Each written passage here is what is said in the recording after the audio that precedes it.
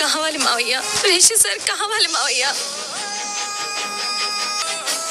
Sir పరిస్థితి ఎలా ఉందో మీరు కూడా చూసారు కదా.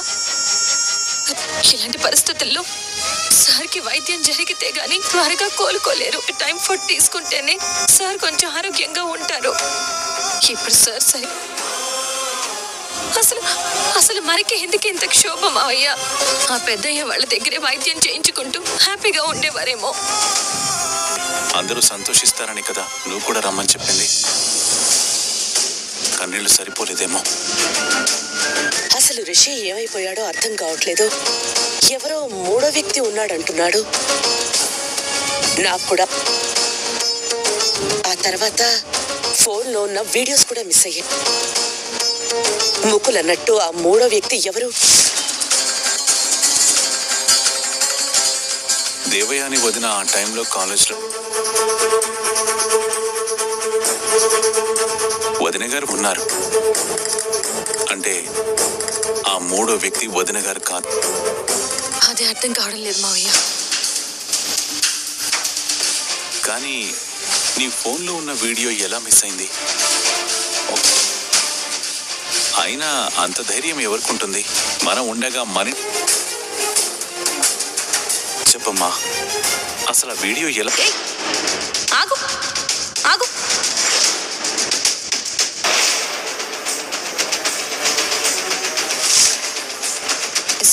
తనే చేసుంటాడు. ఇక వెళ్ళినప్పుడు మీరు తనకి అడ్రస్ చెప్పకుండానే తను నా కోసం అక్కడికి వచ్చాడు. లేదు, అక్కడే నాతో పాటు రిషి సార్ ఉన్నారా? కానీ ప్రతిసారి ఎవరితోనూ ఫోన్లో మాట్లాడుతుంటాడు. ఏంటి అని అడిగితే అనుమానం ఉన్న చోట నేను పని చేయలేను అంటాడు. ఏదో పొంతన లేకుండా అయ్యే అవకాశం ఉంది మావయ్య.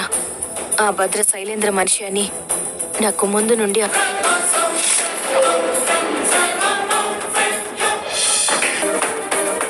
ఇంకా లేట్ చేయకూడదు. ఇక్కడ నుంచి వీలైనంత తొందరగా. ఇందాకే కదా మాట్లాడింది, మళ్ళీ ఫోన్ చేస్తున్నాడేంటి? చెప్పు. చాలా తీవ్రంగా చర్చించుకుంటున్నారు, లోతుగా ఆలోచిస్తున్నారు. అవునా? డౌట్ వచ్చింది. ఏంటి? అవును సార్, ఆల్రెడీ ఆ వసుధార డౌట్ వచ్చింది, ఆ డౌట్ వచ్చింది, ఈ డౌట్ వచ్చింది అని.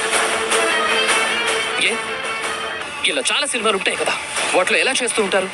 అవన్నీ సినిమాలు సార్. ఇది వాళ్ళకంటే ఒక టీం ఉంటుంది. మరి నాకెవరున్నారు సార్? అరు ఏంటా అని ఇవన్నీ వాళ్ళు చేయరు సార్. వాళ్ళ లెక్క వేరు, నన్ను కూడా దానికి తగ్గట్టుగానే ఉండాలి కదా. ఇప్పుడు మీరు చెప్పిన పని నేను ఏదైనా చేయకుండా ఉన్నానా? ఆ వసుధార యాక్షన్ తీసుకునే లోపు నువ్వే ఏదో ఒక రియాక్షన్ తీసుకో సార్.